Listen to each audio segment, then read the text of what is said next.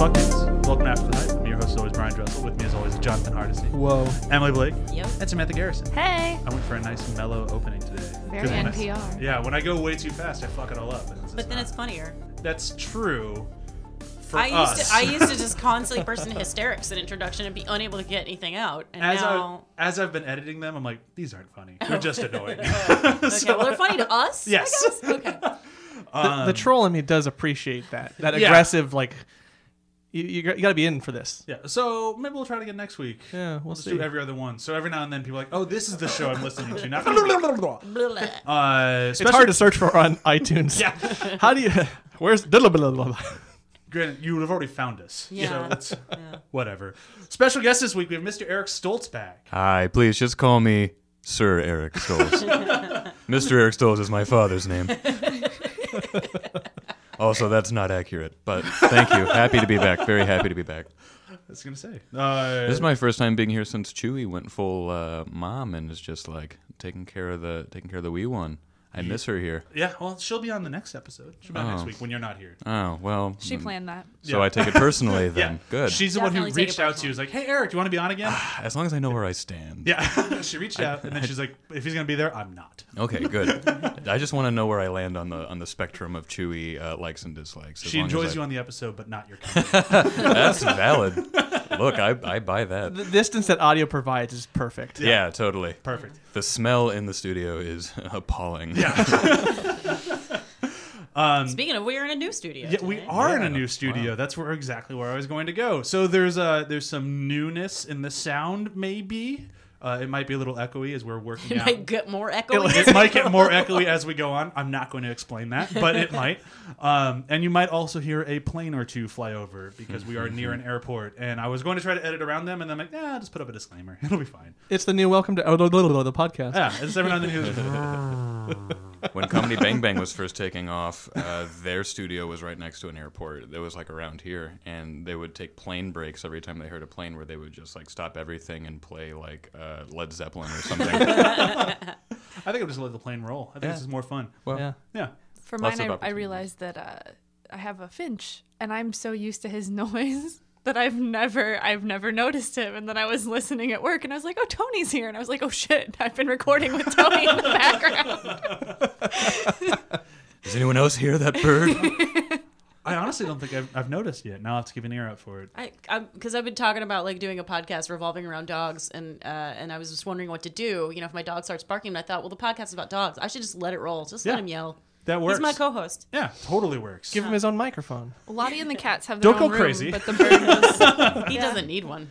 Just a USB mic. That's okay. Okay, that's fine. Yeah. Let's do a quick where have you been doing? I will go first, I guess. I watched... Bummer. Well, I was debating on like 4 or 5 different things that I wanted to say, but Oh. I'm going to go with the new Halloween movie. I saw it, and it's... Sam disagrees with me, but I think it's really, really good. I think it has a really good sense of humor to it, and I think that the idea of doing generational horror is not something that I have seen really done before, and especially done this well. As a slasher, it's okay. Like, it hits the right points. It does what it's supposed to do, but it's really the humor and, like, the idea of, like, this is how it affects both the person who was attacked, their children, and their grandchildren, I think is a very interesting story to attempt to take on, and I think they did a really good job with it. Samantha, why didn't you like it as much? I only watched the first Halloween a week before I saw it, Oh, okay. and I thought it was dope, but I thought that Lori was really cool and smart, and then I went and saw this new one, and she was not as smart, and it made me really sad. She's kind of a basket case in the new one. Sure, but she's right, but she's being also... a basket case doesn't make you stupid. I think that... Sorry, one of the foam things just fell. That for me was like the frustrating part is like experiencing trauma or like mental illness induced by trauma doesn't make you stupid. It doesn't see take what you away mean. who you are. And it just really kind of bummed me out because I think there was a cooler movie to be made where Lori was like smart and cunning and maybe becoming a little Michael Myers-y herself. Yeah. Which is flirt with kind of that. where they flirted with it, but they didn't go there. And I think that I just wanted more from it. I don't disagree with anything you said. The generational thing was cool and interesting, but this is also like I'm not familiar with the genre or anything. It was just The force of your opinions is tearing the foam down. I'm off the sorry. table. We No, need it's we need a great. sound effect counter every time one Brian's just drops like, down. damn it, Just a Samantha's slide ruining whistle. my podcast. There you go. But to your point, not to spoil anything, I really dig the movie too. But I think you're talking about moments that I'm thinking of where even though she's been preparing for this moment her entire life, where Michael Myers comes out, she can't help but fall into the classic like, you've got to do a dumb thing for somebody to get you moments. And there's Yeah. a couple of parts where she, like, again, not to spoil anything, but there's a part where she like does the worst possible thing inside of her like impenetrable fortress of booby traps, and everybody in the theater was just kind of like, no, don't. And it's like, I mean, obviously it's tough when you create a villain who's not that smart. He's just resilient. Yeah, It's he's his a main Terminator of a superpower. So sort. you can't outsmarting him's not that hard. Yeah. So you have to kind of do something dumb in order for him to get you. for there to be a Yeah, threat. but with how smart the movie is trying to be, it's kind of like a. I'm willing to give it to him. Like I'll give him the rope, but I understand the complaint. But yeah, I thought it was good, and I would recommend it if you like the genre. If you don't, this isn't going to be one that I think will like win you over to it, like a lot of people are saying. And it's, I think it's a pretty standard slasher that does things better than I thought it would. Pretty satisfying. Yeah, that's it for me though. John, what about you? So I watched The Good Place on Netflix, all 2 seasons.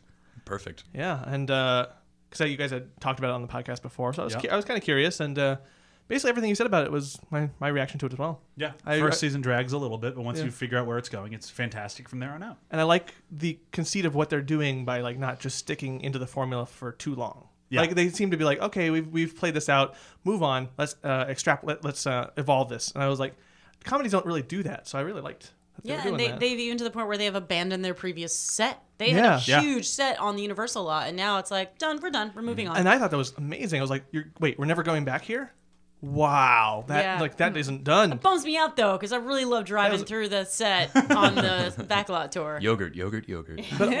Now I forget because I don't like just continue to listen to our past episodes over and over again. There was one moment that I burst out laughing at. It was the Derek stuff. Oh, Yeah. Derek's great. Oh, Derek. Jason Mantzoukas. Yeah, You cannot beat Jason Mantzoukas in anything. And when Mindy St. Clair I'm goes, Derek. I can I'm work Derek." with that.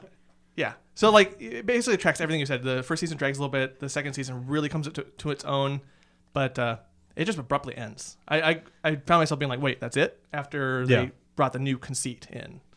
Well, luckily there's season 3. And Yeah. season 3's going great. Yeah, It's so far so already great. just Good. delightful. Just watched the most recent episode last night, and it just keeps you guessing. Sam, what about you? 2 things, Okay. if I may.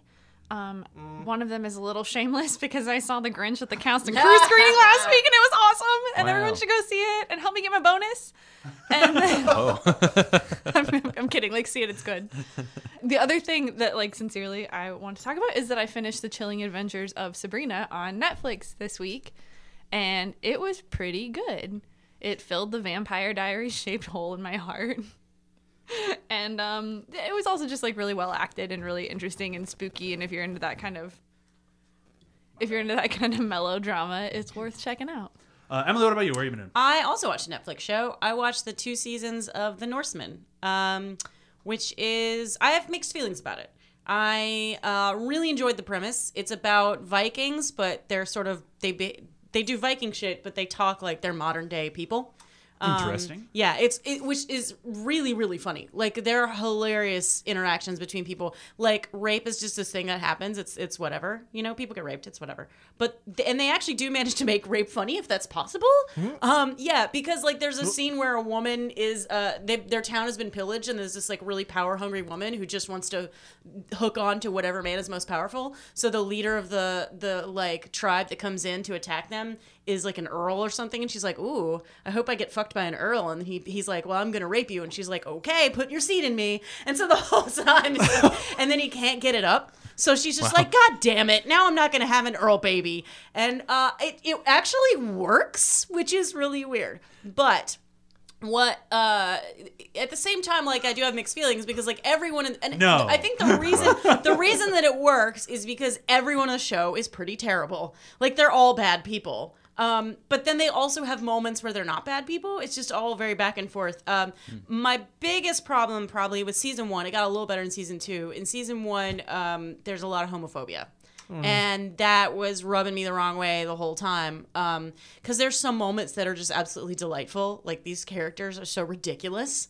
And they do such funny things and they say such funny things, but then you'll see someone like makes a joke about, like there's one character on the show who's very obviously gay, and he's and everyone, makes fun of him for it in season 1, and like it's a punchline in season 1 that he's gay. In season 2 they do a better job. He does give a speech about like it's more like just a thing that's not to be ashamed of in season 2, but in season 1 I was very uncomfortable with some of that. But it's God, there's some parts that are so funny. I can't believe I was laughing at a rape scene. I just was. I'm sorry, everyone. It just was really well done. And partly because of the tone of the show. Right. Because it's so toxic masculinity that they turn it into absurdity. Yeah. And you're like, you guys are so stupid. Like, they do stuff that's just so stupid. Because it's like, that's what men do, Anyway, it was really funny. Eric, what about you? I too watch Netflix. And whoa, not to brag or anything. I binged The Haunting of Hill House. I don't know if you already talked about that. Love it. Yeah, same. The thing that I love about horror, because I'm a big fan of the genre too. Like, I was there opening day for the new Halloween, and you had a horror film on Netflix for a while, didn't you? That's exactly right. Yeah, and it's on Shudder now. Oh, I didn't know that. Not to get ahead of myself with the plugs or anything, but if you go to Shudder and look at late phases, but one of the great things about horror is that it's almost like how a frog will like absorb aspects of its environment to survive or adapt. Like, horror tends to be a really great funhouse mirror of the world around it when it's made, and acts as a really interesting time capsule in that way. And back in the early 2000s, we had what is now colloquially known as torture porn, because everybody was very much on edge. You had all that junk like Saw and Hostel and stuff like that was like really interested in taking you to the limits of what you're willing to watch. And now we are in a horror era that I call misery porn, because everyone's sad. Everyone on this planet is super fucking bummed. And we have movies like Hereditary and The Witch, and shows like The Haunting of Hill House, where it's just like all these people are sad plus a ghost. Well, and if I ever get time, I want to write something about it. But there's a great, it handles tragedy and haunting of tragedy in a very great way that really spoke to me. I agree. And if you are looking for a really smart approach to the multi-generational, like, the trauma affecting a family, what Halloween can't really fully do because it's only, 90 minutes long. I mean, Haunting of Hill House is 10 hours of really interesting conversations about that. It's definitely next on my to-watch list. Yeah. Yeah, I told Chewie I'd wait for her, so we can only watch a little bit at a time. I would recommend not binging it. Like, I did, and it was really intense. I had to move to something like The Good Place after as like a palate cleanse. I'm That's concerned about the like gore level. I can't like. It's not bad. No. It's not as interested in fact, Sabrina is so much gorier than Haunting of Hill House. Sabrina's You'd be surprised. So nasty. Totally. We need to talk about 8th grade. We've been here for too long. Yeah, totally. So when we reached out to Eric to have him on for this, as we like to do with guests sometimes, it's like, hey, if you wanted to come on, what movie do you want to talk to? And this is what he said. So I had heard of this movie. I was planning on seeing it at some point, but now I get to see it now, and I enjoyed it, and we'll get to why and everything like that after we do a breakdown. So you're going to have 30 seconds to do this. Do you think you can do it? Sure. This one actually I think is pretty easy. Like, yeah, it's Hereditary, not that plot one was driven. tough. Yeah. This one is, I think you could probably do it in 10 seconds if you had to. Just depends on phrasing. But let me pull up a timer here. You ready to go? I'm good. All right, you ready for this? I was born ready for this. 8th grade in 30 seconds. Here we go, go, go, go, go. 8th grade is the worst year of everyone's life, including Kayla's, but she's getting through it and she's becoming a better person on the other side. Yeah, like I said, under 10 seconds. Woo! That's a new record. Yeah, that does it. Yeah, that's pretty much it. I mean, what's great about the movie is it's like, the old saying about like a simple story well told. Like, that's 8th grade to me. Like, it is extremely, it doesn't have to be any more complicated than it is. With the reality of this young woman's life is just presented very matter of fact, and there's no like wrinkle to it. There's no like, and also There's a ghost. And a ghost. And also her house is haunted, and like, she doesn't have like a life-threatening illness. Like, there's no plus to it. There's no like elevator pitch like, oh yeah, as if 8th grade wasn't hard enough. It's like the point of the movie is no, like your life is hard enough, but you made it. You know? There's really interesting points to it, but honestly, I think the best place to start with this is going to be, it's interesting when this happens, and I feel like it's happening less now than it used to back in the day. But when men feel the need to tell a women's story or like a woman's story, Yes, it's something that I feel like most of the film world has kind of grown out of. Like they kind of like, it's not saying that like they can't, or women can't tell men's stories and men can't tell women's stories. I'm not saying that. It's just, it's interesting when someone's like, this is the calling I had to tell an 8th grade girl's story as a, I think 29-year-old man. I didn't look anything up about this movie before I watched it. So as soon as it was over, I just kind of assumed it was written by a woman. And so when I went to look it up, I was like, I can't believe a man made this movie. Yeah, it resonated with me on a major level. It did for Chewie for the most. Chewie's not a big coming of age person. Neither is Sam. So it's kind of a who's going to be on which episode today? I could relate a lot to a lot of. I started crying at one point in this movie because I could relate so hard to it. They really like it wears its emotions on its sleeve and not in a bad way. Yeah. Like it really just like it's going to be honest about things that suck, and like it has some of the most horrifying scenes I've seen in a movie this year, and it's just it is the scariest horror film I've seen. For me, the most horrifying thing about it is that the only time those annoying needle drops didn't happen is when men were talking. Yeah. And her one moment of triumph when she has that moment of bravery and sings the karaoke song, I wanted to revel in that moment because those are the only things I've chosen to remember about middle school. It was really unfortunate just because I feel like they had that stupid, it all just felt like a montage, and it felt like he was glossing over any attempts at truth to her life to get to that monologue for the dad and to get that nerdy boy's date. You know, and it was just that for me was the real frustrating point is it was just like, wow, okay, so you only turn off the fucking music. It was like worse than watching Baby Driver when the boys are talking.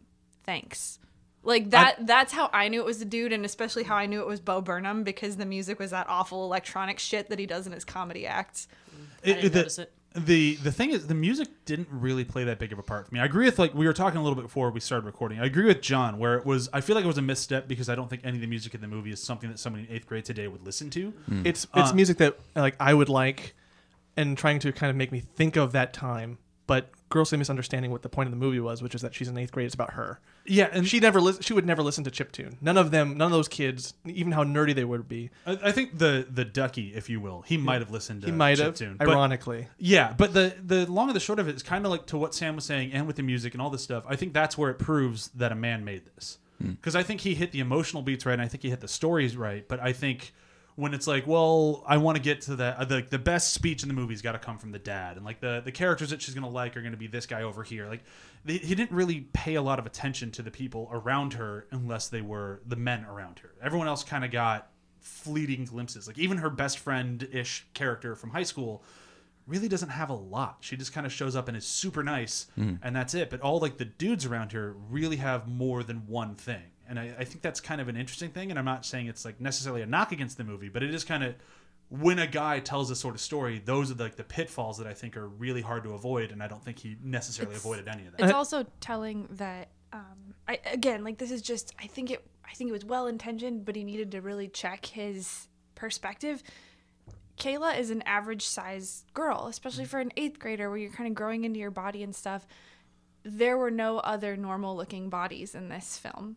I think that was intelligent. I loved that. But that's where it's like really infuriating because I don't want to pity someone who looks normal for looking normal in a swimsuit. That was really disturbing to me when she was kind of like the chubby girl at the party and seeing this normal body. If you showed this to someone actually in 8th grade, that could really fuck them up. But it's not to make you pity her. It's to make you feel what she's feeling. She feels like she's the only chubby girl at that party. When I think about what I weighed in high school, I was super skinny. And I never felt like I was skinny. I always felt like I was too fat all the time. And I think that's just so I get what you're saying. I think that's really, no matter what your size, you're always going to feel like everyone is prettier, thinner, better than you are. I think that was the point of that party. They filled it with 14-year-old supermodels on purpose. What he did then was like dehumanize the rest of the women at the expense of this narrative and then only give men lines. I found the whole thing like kind of really disturbing. Like the more I thought about it, the more it just made me like really upset. Because, like, 8th grade is such a fragile time. And even that scene in the car with the boy, he just, like, he just like really screwed the pooch on it, because it was clear he knew that boy's sexual impulses but didn't understand hers or her fear. And I disagree. I think that scene was on point. I absolutely love that scene. My heart was I've broken. talked a lot. What did you say? Oh, I mean, and as far as that was my favorite scene. Was that scene in the car and the scene with her dad giving the speech, actually. And yes, those are two scenes that have very heavy men talking. Sure, but, and they're great scenes. Like, I'm not saying they're bad scenes. It's just, you know. Well, the reason that I mean, my heart broke because of the amount of times that happens. The shit in the car, the way that she was apologizing for not wanting to have sex with him. And the way he was telling her, well, some other guy is going to come along and do it, and he's going to be an asshole, not like me. Oh, my God, I've heard that, and I've fallen for it. I've had boys, like, convince me to do things I didn't want to do because they made me feel so, like, it was my problem that I didn't want to sleep with them. And they're doing you a favor. Yeah, and they're doing you a favor and all of that. And it just resonated real hard, and I just thought, and then later on when she gets a speech with her dad, we mentioned it before, I don't have a really healthy relationship with my dad or my stepdad. I have two really shitty father figures. I've never had that. I've never had a father figure treat me with the amount of respect that he treated her in that moment and say those things to her. So I was just like a mess because I was like, I want my dad to be like that. But what I wrote down in my notes was she was happy until that dude came at her in the car. And her dad made her feel wanted again. A man broke it. And a man fixed it. And I feel like that's a lesson that men need to learn, because this was a movie full of like guys were kind of being assholes, and then her dad came along and showed what a man looks like. And so I think that's yes, this movie is about a girl, but there's also a lot of lessons from men within this about how to behave. I would argue that is one of the best dad speeches in a movie. It's pretty brilliant. And he does such a good job with it. It's so good. Well, and then to Sam's point too, you lose that specificity on her, which coming at it, I didn't lose that. And they chose the sex route to get to that speech. Like, again, that doesn't bother because that all real. rings. I'm aware that it's real. I'm a fucking female. Like, I'm aware that is real and that is our lived experience. I experienced that a lot because I also fucking grew up in church where everyone talks about sex all the time and then makes you feel horrible for the body that you're in. I understand that. I also understand what it's like to have a good dad. I'm very, very fortunate. But what bummed me is that I am also more than that.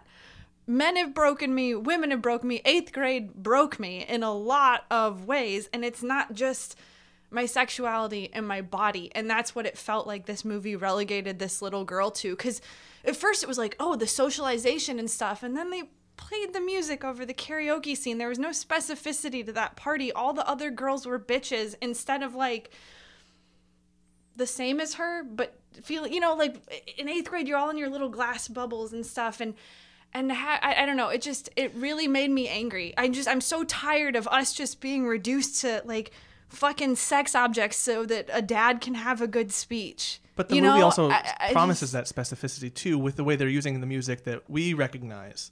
To like it's kind of whether it means to or not, it seems to be saying we're going to look at those bubbles and explore those because this is music they don't listen to. These are things that are kind of outside of that time period, those kids' age range. Yeah. We're getting more. We're getting like I really liked the Enya. Like the Enya scene was very good. That specificity of like zoning out on your phone. Yeah. And that feeling like that, I wanted more of that. And instead it just got reduced to a sex story with a dad fixing her. You didn't like the YouTube videos that she did? You didn't think that? Because I felt like what I got out of those was there was so much. She was so optimistic, and that was what was so great about her as a character, is that she was just like, everything's gonna be great. Even though no one watched her video, she kept going on and lying, you know, basically being like, this is how you're confident. It's like, you don't know how to be you're giving advice to people, you're also lost. And that's also very relatable. You're like, I wrote books when I was in elementary school on how to get boys, and I tried to sell them to people. One girl actually bought one, and then the teacher told me I couldn't do that. Do you still have them? That's amazing. Yeah. Where can I get these? Are they online? But that's the kind of specificity where it's like, I think the YouTube videos felt a little like a contrivance because they happened in the vacuum. What yours did was like, there's that optimism and you had just enough swagger to get someone else on your train. And like, that's a real and funny and like charming story. And it doesn't paint you necessarily just as like a sad caricature. It's like, oh, that's Emily. That's like, your point. like Maybe that's she had Emily and somebody she's who dope. interacted with her other than that boy late in the movie. Yeah, because I just felt like she was so lonely, and everybody is lonely in middle school, but like I wanted to know why, or like what is the environment that a girl that's this sort of average would be this lonely? Because there's nothing bad about her. Well, she suffers from really severe social anxiety. It's something that tends to make her feel so withdrawn and isolated from others that she isn't really. But even set if to she had succeed. like, she was obsessed with online and stuff, what if she had online relationships? Because I feel like that's also true of a lot of younger kids. Like the kids that I used to volunteer with at the animal shelter and stuff that are in high school, a lot of them have friends. Like they're little weirdos. They volunteer with animals. They have friends online. They don't have friends at school. They hang out with dogs and then they talk to their online buddies, like Yeah. I guess that's the thing. It just kind of lacked any sort of specificity for me. I don't know. I'm sorry. I'll stop talking. I just feel like you also have a perspective. Yeah. We don't yeah, have to I agree. just found it, yeah. But I'm also trying to extrapolate that too, because the YouTube thing made sense for the movie, but I'm also like not from like my 8th grade was a generational difference in terms of the things we used. We didn't come to online until like 9th, 10th grade. Like there's a lot of like it's a weird shift.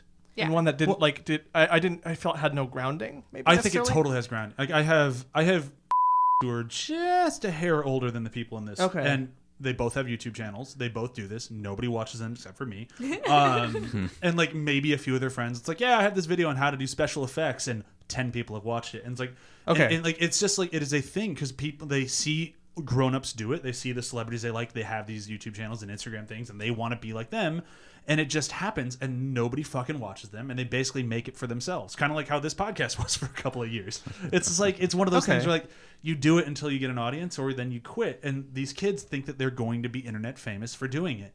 And the way to do that is to put on your best smile and just do your best. And she's just lying through her teeth. Like, this is how I became confident. And this is how I did this. And it's one of those things where like you can see her, like the wheels turning. The more I tell myself this is how I do it, I will be able to do it. Because you have the whole speech of like, this is how you become confident, overlaid with her at the party of her not being confident. And it's like, But then she was. She becomes but then confident, but then so it works. Like she just keeps telling herself to do these things, and then she could do it. And it's like she's almost like repeating a mantra to herself, but it's a YouTube channel. When I've worked on a couple of things with influencers, which is a hell of a thing. But I worked on this one project, and there was a kid who was this big Instagram model kid. I have things to say, but I will not call him out. Anyway. I'm sitting right here. This is so embarrassing. You said we would talk about this after the recording. I can't believe you just called me out like this. How embarrassing. But we were talking, and I think it was like he was still in high school. I think he was like a senior or something. I don't know. I don't know age anymore.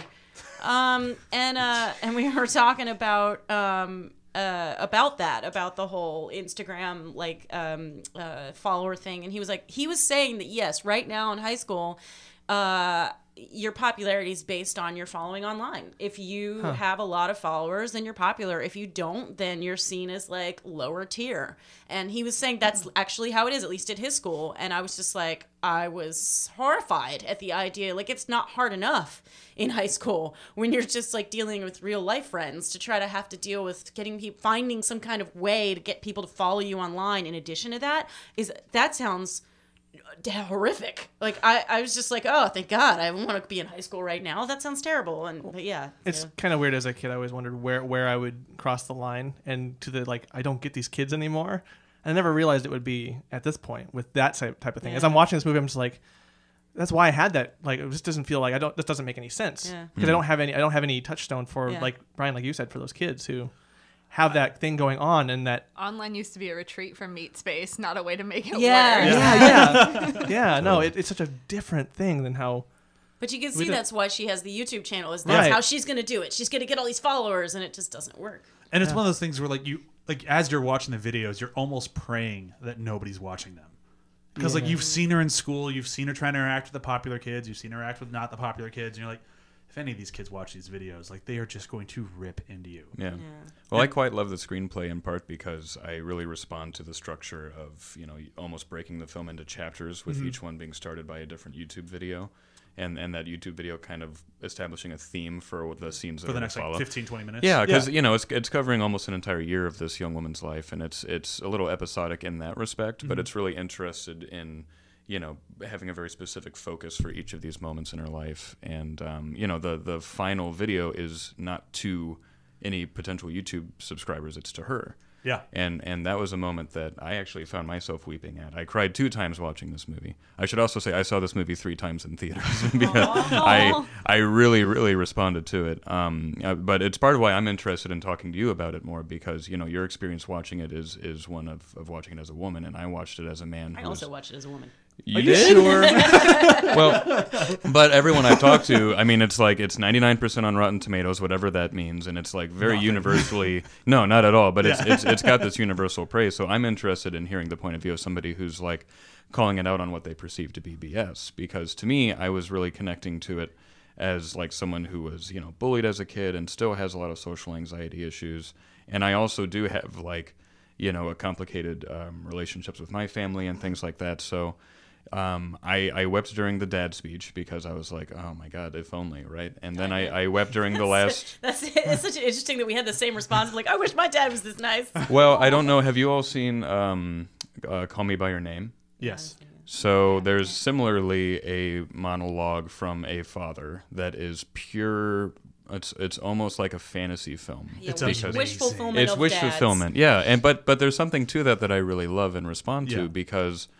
The cliche, the save the cat, crack it open to page 75 or whatever, and it's the dad is a source of conflict, the parents are always going to be in the way. And especially Call Me By Your Name, which is a gay romance film. You're basically sitting there waiting for conflict. You're waiting for this dad to be now listen, boy, and instead the dad literally sits down and smokes a cigarette and talks for 10 minutes, and there's not a dry seat in the house, and he's saying things like, I want you to have the life that I was not brave enough to get. There's even these implications from the father that he wished that he had explored his, sexuality more when he was his son's age. And it's, again, that speech might not have ever happened in human history, but to see it in the context of drama is devastating. It's so moving and it feels right. That's the only thing in that movie I actually enjoyed. That speech was so good. The movie itself, I think, that's why it's not on this podcast. It's just too much to just. But that speech was so good. And Michael Stolberg is a Mensa level genius at acting. And, that guy literally is he walks into Men in Black 3 and makes it interesting. Everything he touches is gold, as far as I'm concerned. But to that point, similarly, the father, who is a suburban goofball, gets this moment of great grace and transcendence, and it is absolutely something straight out of fantasy, but it's also a level of exaggeration that you see from her point of view in the rest of the film as well. Everything is the end of the world to this woman because everything is life or death stakes. Everything is of severe, deep, anxious response. And in that moment, he becomes almost like a fantasy hero because that's what she needs and that's what she's looking for on some level. But I also really responded to the speech that she has at the end because I really love the fact that it's to Kayla and not great. Hey, subscribers. And it's the things that she's saying to her future self, I got really inspired by because I realized that as a 32 going on 33-year-old man, I need those words of wisdom that she's giving herself as a 13-year-old girl just as much as she needs it in that moment. That scene was really good, especially how it was juxtaposed with the YouTube videos and that framing. Oh, 100%. And as someone who does have his own social anxiety and who uses stuff like podcast and internet, and things like that just to get through it. Yeah.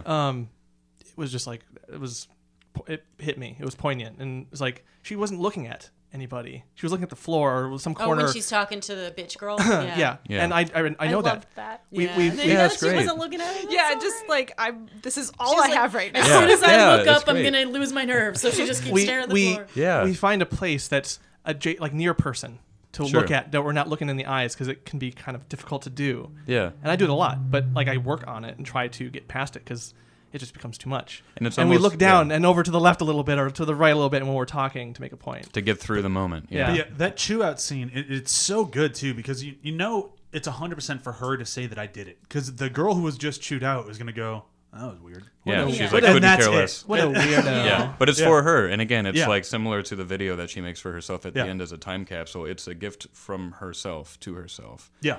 And I really responded to that. And, you know, granted, it's certainly not like drop the mic, a dramatic monologue that like actors are going to be like doing in acting classes, like the dad speech. But it's her version of her ability to do that as someone who's, you know, like finding her voice and her courage and things like that. So. I found that so relatable because like the last time I ever saw my dad, I told him he was a piece of shit, and I've never spoken to him since. And I don't even know if he remembers that or cares. Doesn't matter to me. But it was 'Cause for it's you. the last That was- thing yeah. he will go to his grave, and the last interaction I had with him was telling him how much he was a piece of shit. Yeah. And I am totally cool with that.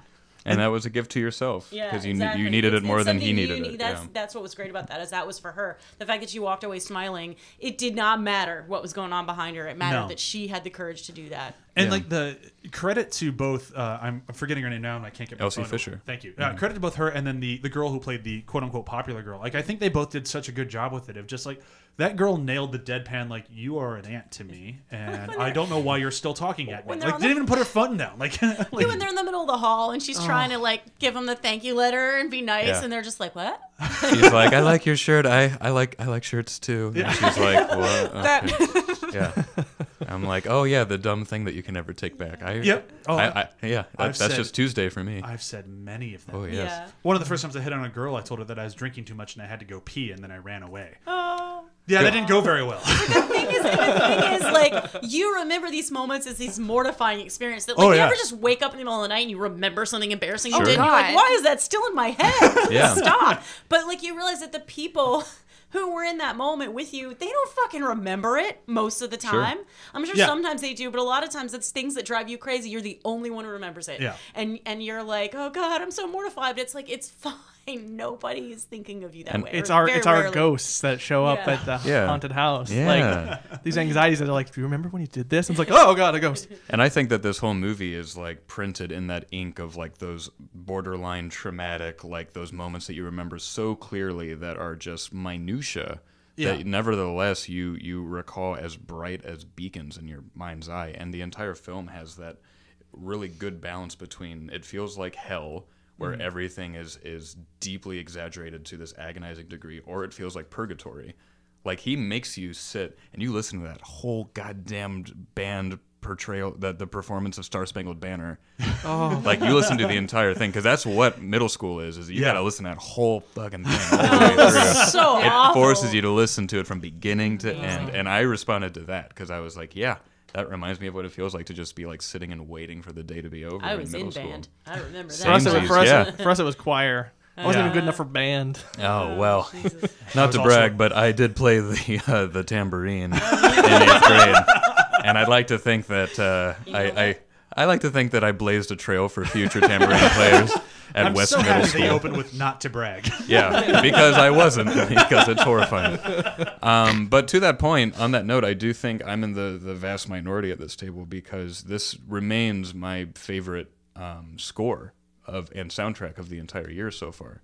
This movie has my favorite musical moments in movies that I've seen this year so far. It's interesting. I didn't. The thing for me with the score was that I just kind of nothinged it. Like Hmm. I definitely noticed like when it was coming in and out. Sure. And I agree with John where I felt like it was stilted more to people in their 30s than it was to people in their 8th grade. Which is true. I mean, nobody's listening to Enya in Yeah. 8th grade But was today. this movie for people in 8th grade, or I think it was No. for people? I think it was Yeah, for yeah. people in their 30s, but that's where Yeah. that's where I think it's interesting because like say the same thing with say Lady Bird or Perks of Being a Wallflower, also made for people in their 30s, not in those grades, and then they set them in that time period. Sure. There's also Whereas a this movie- one kept it modern, but then made it for us, and I think that's an interesting idea. But more to the music. Well, just that I related to this so much as somebody who suffers from anxiety and as somebody who, grapples with like getting over my own mental interpretation of a moment instead of the reality of the moment.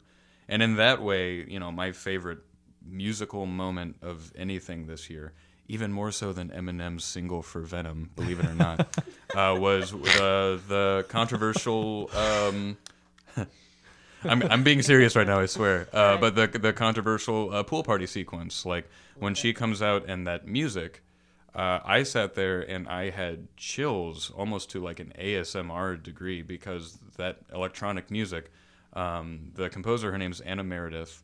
That track is called Nautilus, which I think like speaks to this like weird epic scale that this strange music is trying to convey in this moment, is that it's just so large. And, you know, granted, if you're used to electronic music, then, you know, it does almost start to sound a little bit like just background ambience. Sure. But to me, I was sitting there and it made this movie such a theatrical experience where I was like, oh my God, this is what goes through my head when I go to a party and I know like one other person and I barely know that person and I'm surrounded by people laughing and having in-jokes and everything in my head is just like dun dun dun dun, and I was like, I get it, like this is me. That's me at every rap party Chewy takes me to. 110%. Yeah. I know Chewy. I don't know anyone else. Yeah. And you're all looking at me like, what'd you do on this film? That's I did nothing. It's interesting that it hit the music for you, because I like wrote that scene down as like one of my favorite like moments, but not for the music, although I mean they work in conjunction, but for the cinematography. I forgot to look up who the DP was, but just when they're zooming out on her, they made such a really, really clever decision in that scene. They're zooming out on her, and she's in the window looking out on the party, and you're looking at her, looking at her, and then a beach ball flies past the screen, and as soon as the beach ball flies past the screen, you're looking at the party. It was such a beautifully timed shot, and it's just like, because you don't know when to take your eye away, and they helped you. They were like, ball goes by. Oh, I'm in the party now. It was just so very clever, and there were a lot of little choices like that throughout the movie that blink and you'll miss it. Like when the mom of the popular girl, when she opens the door and she's like, "Where's your dad?" And she's like looking around, and you're like, "Oh, that's why she invited Kayla to the party." Where's your dad with all the dreamy speeches? Yeah. I want a dreamy speech. But there were just so many like really great little choices throughout this movie that I enjoyed, and I really liked the cinematography. I think I wrote a few more down, but that was my favorite. You just reminded me of the moment where... Oh, sorry, go ahead. For me, the pool party scene, the reason it bothered me so much is my anxiety manifests as OCD. So instead of ASMR, I get severe misophonia. Oh, sure. Especially electronic sounds. Oh, God. Misophonia is when you something irritates you so much that it triggers a fight or flight response. Oh. I will scream at people for whistling because I get so ragey, and certain electronic music does that Sure. to me. What about like mouth sounds, like chewing and things like that? Not so much that. It's different, but for me, what also was really funny is whenever I go to a party or something, I try to find something to do. If it's a casino night, like my fiance's not rat parties, but like holiday parties often are, I'm a pro because I'm really good at blackjack. If there's karaoke, that is how I would have taken my power. And damn it, if I didn't want to know this little girl's karaoke tune and see that moment of triumph, because I was just like, why are you doing this to me? I want to see this scene. Your music's in the way of my scene. And I was just like, do you think they had a song where they couldn't get clearance, and then they were like, uh-oh? That's it, kind yeah. of what It's either it that seemed or like. I figured it was either that or the actress went, I can't sing. Oh, yeah. That's a possibility. I think she kind of can, though, because it's Agnes from DM1 and 2. She's a very good voice actor. Yeah, she can sing a little bit. Yeah. But I it don't could think just she be, needed to be good. She just needed to have gusto. I guess. But if she had gone to the director and said, I'm not comfortable with it, he Then might have he- gone, yeah. okay, then Well, I'll fix that's it. what I'm asking is, do we think it was a creative choice to do it that way, or do we think it was a necessity that they did it that way? I think, as I recall from an interview, and I can't remember the song, but there was a clearance issue because they were working with a very limited budget. Yeah. And they'd And blown you it can't all always on get pure clearance ahead of moves. time. I You have was to just- bummed, too, because it was the way that it was shot and with the score over it. I was like, shit, this is going to be like her fantasy sequence of having confidence. I was really relieved when it was real, but I hated that I felt that way. I those felt the same way. moments I of thought it was- triumph are so rare, and I just wanted one for her that was honest, like that. But she got that at the end. She didn't get it in karaoke that she maybe should have. Sure, Yeah, but I do it kind gave of- her the confidence to write that letter and have Yeah. that conversation. I do kind of wish that someone had been like, "Hey, good job on the," like just that there had been some follow. It's because in that moment everyone seemed so enamored with her singing, and then there was never anything else to it. But I think Didn't the change enamored with her anything. singing was more like, oh, she's still here. Oh, I thought it was like everyone was like, "Oh, she can." There was kind of a dumbfounded, I- kind of like, huh? I got more of the, That face. oh, she's singing? I That's thought she interesting. left. She hasn't been here for everybody like half was an hour. impressed with her singing. I think this scene is proving to be a fascinating Rorschach test. Yeah. Yeah, right. Everyone's projecting a lot of fascinating things Optimist. into That's it. why I Yeah. related to her so hard. I was like, I too would be like, I'm Yeah. doing great. I just assumed she was awesome. Yeah. But no, yeah, that music in that scene and throughout, just like all the weird loops and electronic loops, I responded to because it was an interesting mix of like melody and like agony. It really was like Yeah. there is something very frustrating, and especially like I've been listening to that Nautilus track from the soundtrack, and it's like 7 minutes long. Oh, wow. And it's just 7 minutes of that just like dun dun dun, just so driving, and I'm like, Jesus Christ, this is a lot for a scene about a young girl going to a pool party. That's how it. I mean, to their yeah. credit, that is how it feels. And yeah, totally. And I thought that Bo Burnham had done the music. I assumed because, like you said earlier, like he's known in his if people don't know, the writer director of this, Bo Burnham, is kind of a prodigal like YouTube comedian sensation. Like he made his first YouTube videos when he was 13. Mostly around him making like funny songs, not like Weird Al parodies, but more like Adam Sandler, like, oh, there's a joke to this song, and I'm going to push that throughout this original tune that I'm going to play on the piano. But he does a lot of like electronic and synthesized music for his shows, his stage shows. So it's in that vein, but it's also from this composer Anna Meredith, who I forget what else she's done, mostly indie stuff. But it's totally in line with his vibe in comedy, but he's doing something completely different with it here. One more thing before we move into the end of this, because I still think there's so much we haven't talked about. I know, there's so much. But the one thing that I want to bring up, and I want to see the read on the table for it, what do you guys think about the choice of not having the mother in it? It's interesting. Unusual, you know, because normally in movies like this, you either get the nuclear family that's just kind of benign, like in a John Hughes film, where like the parents are together, but they're dopes.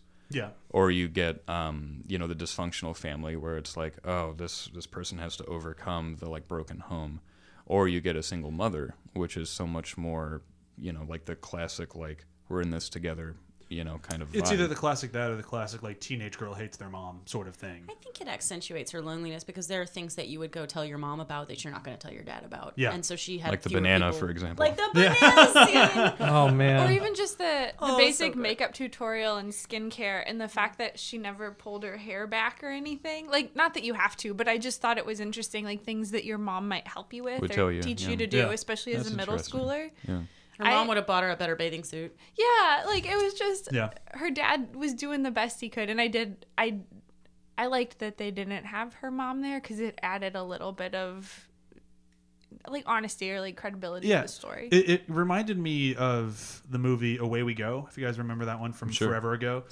John Krasinski. Yeah, John Krasinski meets up with his brother at some point in the movie, and his brother's wife has just left, and he's just going through this like horrible downward spiral of like, I can't be a single dad to a girl. Like, I don't know what I'm doing. I won't know if she has the right backpack. I don't know anything about makeup. When she goes through puberty, I won't know what to do. And this is like the actualization of that guy's fears in that movie, but he has to actually live it in this movie. Yeah. And I thought that was really interesting because like I kept expecting the turn to be, oh, when your mom died, blah blah blah blah blah. It's like, no, your mom just left. Yeah. And when she was so young. Yeah. It's just, it's like, it's brutal. And it's only mentioned in that one moment. It's not it's not something they because in a lot of places that would have been worked into the plot way sooner so that we all knew, and then it would have been brought up over and over again as a point of conflict, and it's also like they've both just moved on from it. Yeah, it's not like you would have expected in a lesser film at some point, like, well, if mom was here, well, I'm not your mom, and that just, it never. There's I a like worse. that the only conflict from it is that her single dad's kind of cute Yeah. and like way cooler than And it's she just is. annoying like that all Yeah. parents are annoying. Yeah. And Yeah. so Like, many please dad stop jokes. loving me, fucking So weirdo. many dad jokes, like, look, it's a worm. It's just like, oh, I can't wait to be that dad someday. Like when he stops at dinner to like explain to her how much he loves her, and she's like, "What? Stop! What are you doing? I'm never gonna talk. I'm never Yeah. gonna eat with you again." Like, Yeah. she's like, you said you just had one more thing to say, and he's trying to say all it's these a couple nice more. things. It's the My dad- same idea. My dad does do shit like that when he visits. He'll just walk up. He's not a very talkative guy, but he'll just like walk up and hug me randomly, and he'll just be like, "Oh, Jimmer," and I'm like, "Okay, Dad." Cool, thanks. I'm 100% going to be that dad. I feel bad for my son. He's going to It's get used nice to it. though. Yeah. Once you get out of the teen Beats the years, it's alternative. really great. Yeah. I had a for right when I was going through like the most turmoil with my family. A friend of mine was talking about how annoyed he was because his mom kept telling her he loved her all the time, and it was so annoying. And he just looks at me and he goes, "And it's so." Oh, I'm sorry. And I was like, I'm glad your mom loves you. I know Like, I know please, all there's of you a be cheesy dads. It is great. planning on it. Fingers crossed. I know there's a limit on the time available, but should we broach the topic of the car scene? Yeah, that would probably be a good idea. I don't really know, because here's the thing. Like in high school, I was afraid to basically talk to a girl that I wasn't friends with. Like if I was a friend with a girl, I I had no problem with it. But if there's any sort of romantic anything, I couldn't. I'd break down. I just could not. I erred on the side of just not even approaching it. Yeah. Because I was close friends with enough girls in middle school and high school that like I would hear their perspective on things like that, and I was like, well, I don't know what the hell I'm doing. Yeah. So I'm not even going to attempt, because if the consequences are that bad, then I'll figure it out in my own way. But Yeah. But so I never experienced moments like that. No, and I mean, hopefully, I never would have ever. Exactly. But it's something like the car scene in this movie. I think it's very good filmmaking, and like Chewie and I are watching, like this is the most uncomfortable I've ever been watching a movie this year. Like it's just, and I think it's because it's the longest scene in the movie. Like it just, I didn't sit there with a stopwatch or anything, but Yeah.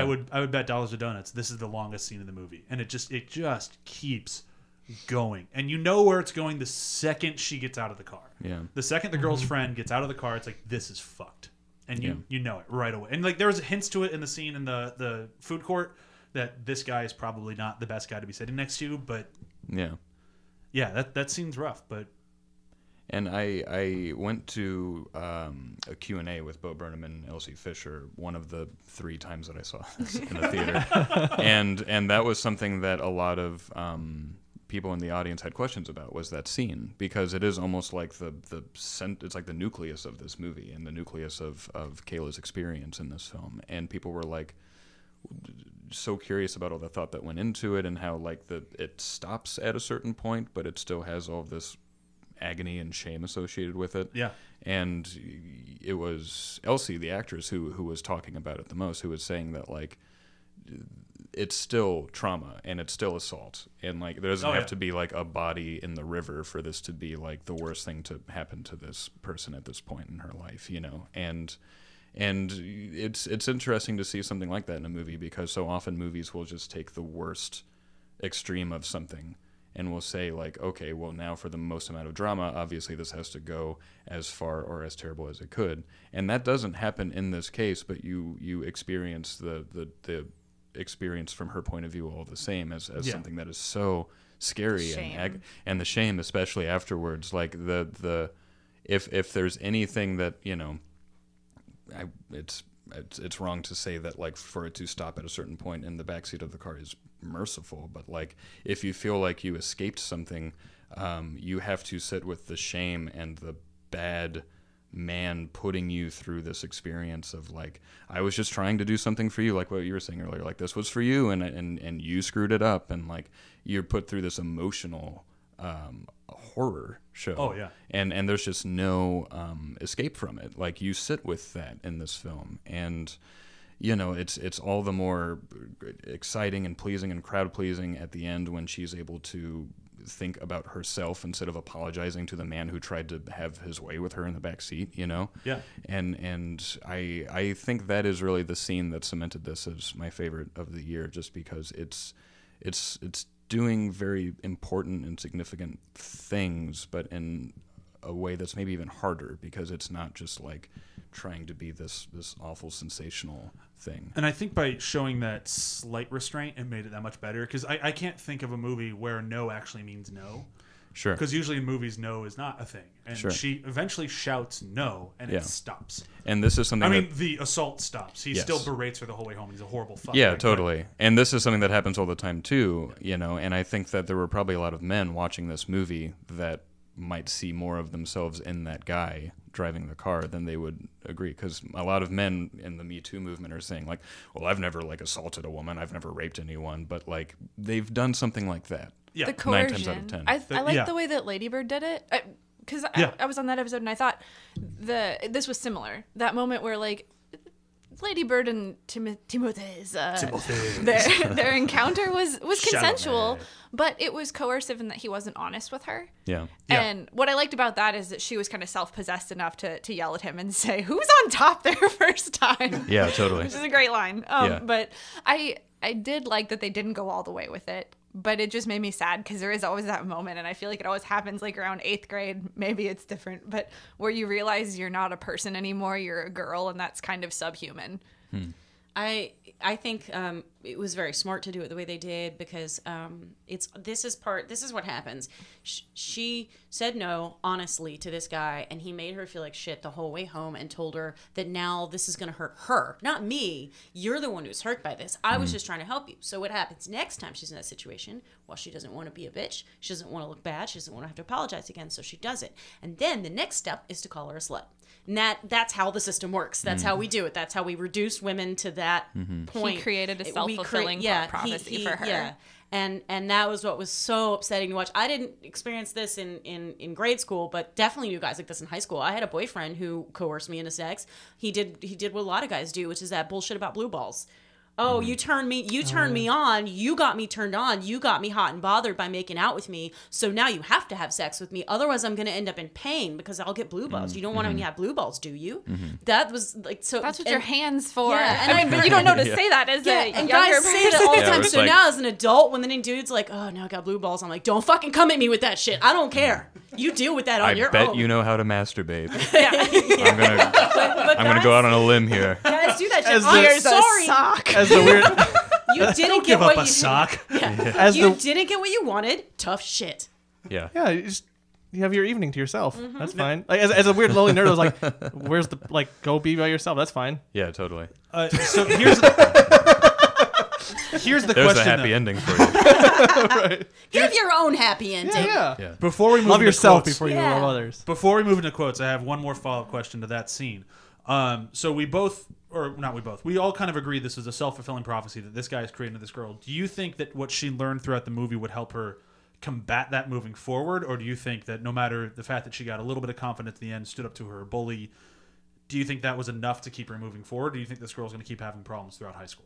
Like, will she keep finding these douchebag guys, these friends who aren't friends? Well, there's a lot of bad men out there. But, Of course. But she promises herself to, like, if you ever get a boyfriend, get one who knows how to treat you. Yeah. And the fact that she's, like, verbalizing that to herself in this time capsule. I mean, certainly, like, you know, we all lose our way and we forget, like, our own standards sometimes. But I think the fact that she can focus on that as a concept at such a crucial moment and such a crucial age, I think bodes really well for her. I think having her dad be a model for what a man's supposed to look like is very helpful. Yeah. You know, and him giving that speech to her and helping her have the confidence to like go, okay, yes, I am valuable. I am, you know, I am more than this. Yeah. Maybe we'll see. Yeah, I guess we won't see because it's a movie. But Ninth grade. She also had an honest to God older female friend. Yeah. By the That end chick of the was film. so cool. Yeah, and I was so happy that- for her. when I she wanted had to that- see more of her, but she was really... Yeah, Yeah. I think that between that and her dad, like There's that yeah, I like it. I think she'll be okay. Here's the thing, though. Do you think she's still friends with that girl? Because she's best friends with the guy who tried to assault her. I think Oh, sure. eventually she'll get to the point Yeah. where she'll be like, hey, just so you know, your friend's an asshole. Yeah, your friend's a horrible scumbag. And that also is a problem. If you hang out with that girl, you're going to be forced to see the dude who makes you uncomfortable. And Yeah. then and that's why, like, whenever people are like, you see her in pictures with that man she accused of assaulting her and she's smiling. Yeah, she's smiling because she doesn't want everyone to know what happened and she's pretending everything's okay. It's like, how could she smile if she's around a man who assaulted her? That just pisses me the fuck off. We were talking about this while we were setting up the room. Like, we all have that friend or that friend of a friend who's like kind of a piece of shit. Yeah. And it's like, I don't know, like that's your beef with that person. As much as that's horrible to say in the case of like sexual coercion, I mean, yeah, It exists. we all just Yeah. kind of like put up with pieces of shit sometimes Yeah. because our friends are worth it, I guess. Maybe. Well, you look It at every friend depends. group as something that so much of your identity and your life depends on. It's just like there's so many people that if I didn't get to hang out with them, I'd be If you speak mortified. out, if you tell her about what this guy did, will you then be thrown out of the friend group? You know, and then you lose all your existing friends. And It's a will she very blame scary- you? Yeah, You will don't she know. blame you? Yeah, so Yeah. Yeah, there is a 9th grade movie in there somewhere if they wanted to make it. Why don't Yeah. women come forward more? Fuck off with that shit. Oh my god. Mm-hmm. Let's move into quotes. Quotes. I'm gonna go first. I have one written down, but since it didn't really come up in the episode, I have to use it. And it's, I thought you didn't like bananas. That was so good. The context of that is she told somebody she knows how to give blowjobs, and she clearly doesn't. She's going to test it on a banana, and her dad walks in mid-test, and she's like, "I'm just eating a banana." Thought you didn't like bananas. And it's so good as she tries to eat the banana in front She gets more and more angry and frustrated, and he's more and more like, "What are you upset about? What are you doing? Like, clearly you hate eating this." And then he gets a banana thrown in his face. Her reaction to that blowjob YouTube video was Oh, man. priceless. She went straight for deep throating. Oh, yeah. And just like the way she was looking at it, it was like, yeah, no, yes, that's true. Like, stop watching this. Oh, totally. Yeah. You're If not you're wrong. just learning how to give blowjobs, don't start with deep throating. That same scene where she said she could give a good blowjob was the Code Red drill, which we didn't even talk about. Oh, yeah. So good. It's like Where Dr. he's, like, Strangelove shooting level people in the of hallway, satire. fake- Bang, you're dead. Bang, you're dead. It's crazy the kids have to go through that now. I was teaching when we first started doing that, and it was weird.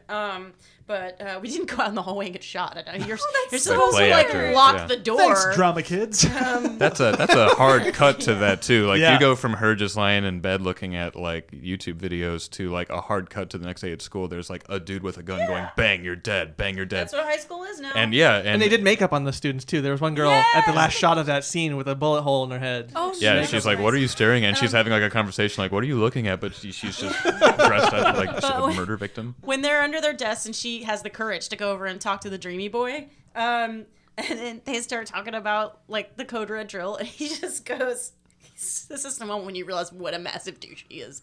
Then he goes, "I wouldn't be a pussy and sit under my desk." This 8th grade boy. Yeah, okay, little Mark Wahlberg. I know. I was just like, oh my god, that's the like. You kind of thought he was a douche, and then he said that, and you're like, oh, okay. Mm-hmm. And then he asked her for a blowjob. I actually thought that actor was fantastic. Though. That kid nailed that part. Hopefully that's not just him. Yeah. He was acting. He's an influencer. He's listening to this like, oh shit. They had my number.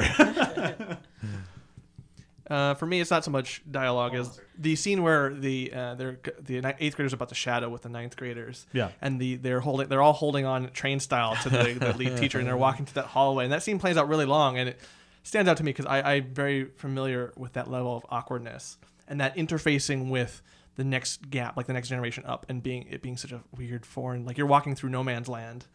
They walked through the high school the same way that I walked through the prison when I did a tour. Scared straight. Except you're guaranteed to go to high school. Yeah. So sorry, kid. It was in that moment where I was so worried about her experience there, because in my mind, like it only gets worse until you're out of school, and so it was for her to find that friend. It was like, oh, just like a light at the end of that really long, horrible classroom tunnel. Yeah.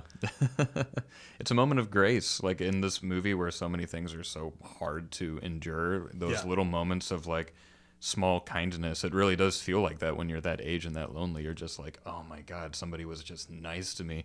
Yeah. We're going to get married someday. You know what I mean? Like it all becomes blown up in your head. You know those moments where like you don't want to say it, but you just can't help it. Like you're just so nice. Like I need to tell you that you're just so nice. And I love that the girl on the other end was totally like, you could tell she was also super awkward. Then this girl thinks she's cool, but she's also such a nerd. Yeah. So she's like, no, you're cool. We're both cool. It's like, oh, I have one that likes me.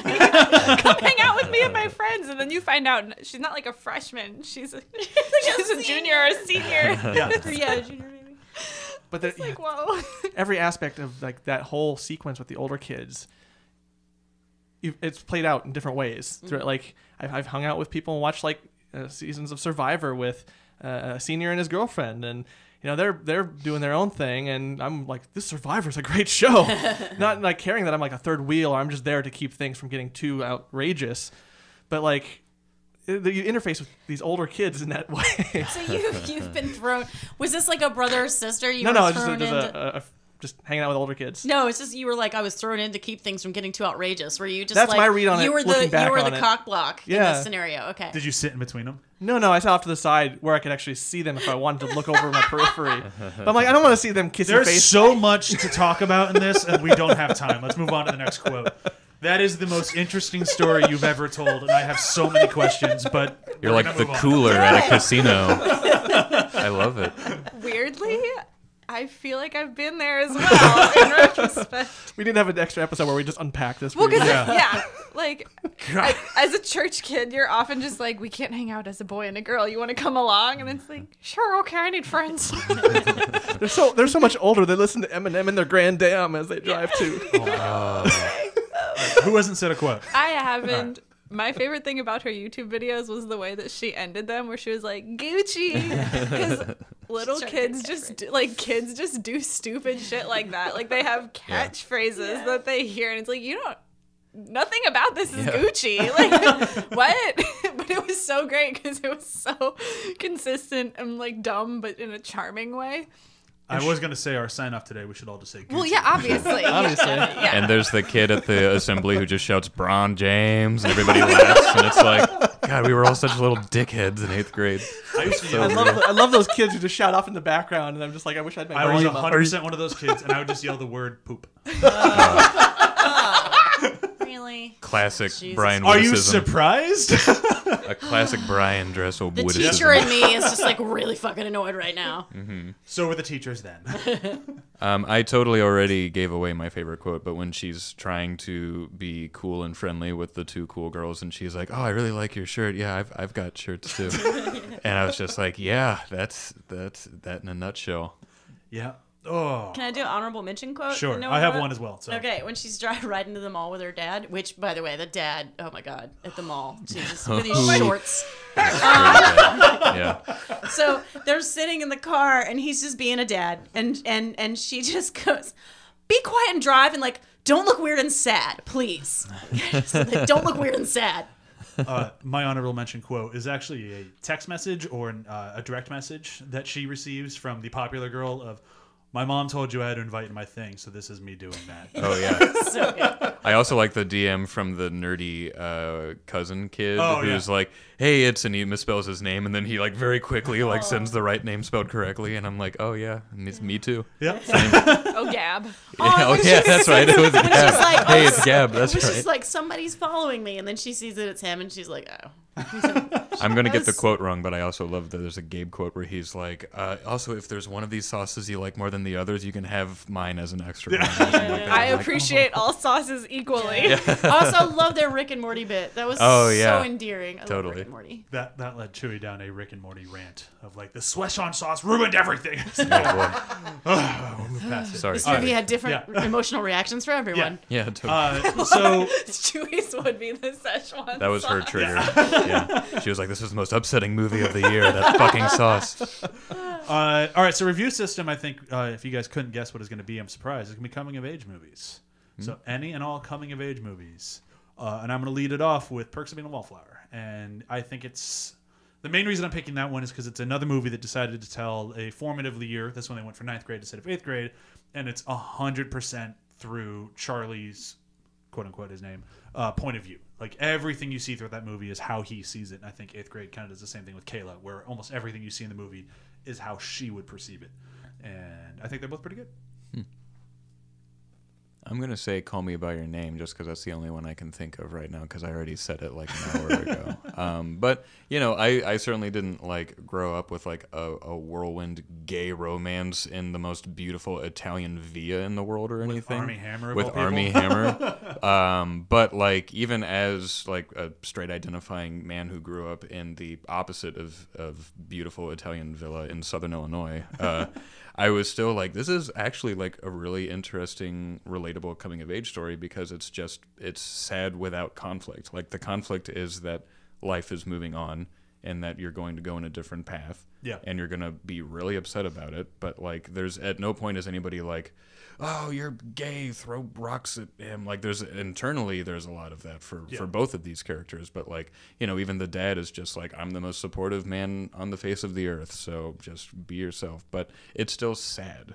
And it really does also capture what I associate with childhood, which is just like long hours of nothing. Like I just remember looking for shit to do. See, that's what that movie felt like to me. Long hours of nothing. Ooh, shots fired.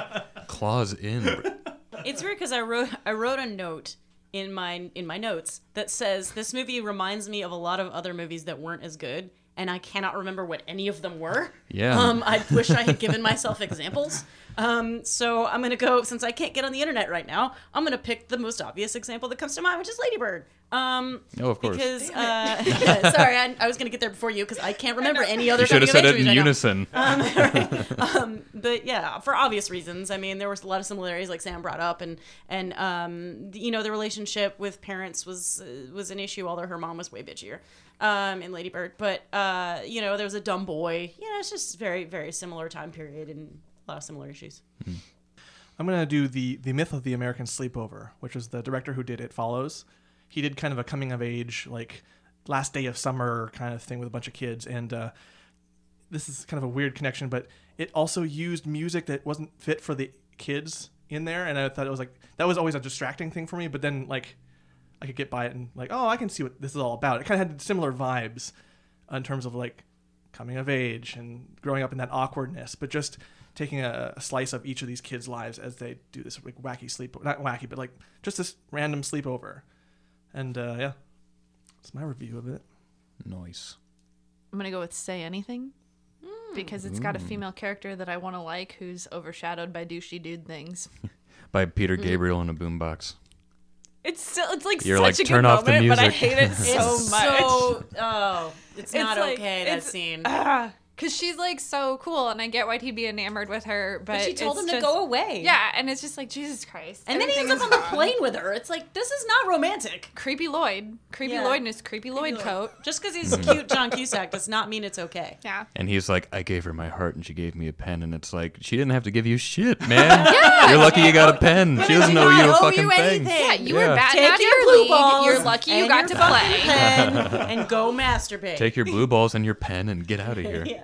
Masturbate with your pen. No, don't. I mean, unless that's different what strokes you're for into. different There's folks. People are safer into ways tuning. of doing They that. enjoy it. Sounding, not Sounding. tuning. Maybe Sorry. it's for sticking up your butt. That But could there's be. safer ways of doing both You of those also things. should not. Yeah, you also should not stick a pen up your butt. Get Yeah. a butt plug. Hi, I'm Don't Derek. tell people what they can't do. Kink shaming. Kink shaming. No, we just want people to be safe with their kinks. Put the pen in a condom and shove it up your butt. You're good to go. You probably. No, you should use a butt plug. That's a lot And that's- bigger than a pen. Well, Where's it's, this it's meant to coming of come age out. story? I mean, a That's what I'm pen's gonna get lost up there, and you're gonna have to go to the emergency room. We should put that on the Samwise. We should ask questions about butt stuff. I mean, those movies are pretty gay. So Also true. Let's do a round of plugs, if you will. Hey, perfect Samwise is segue. gonna have a whole thing about butt stuff this week. It's butt month on Samwise. Oh boy.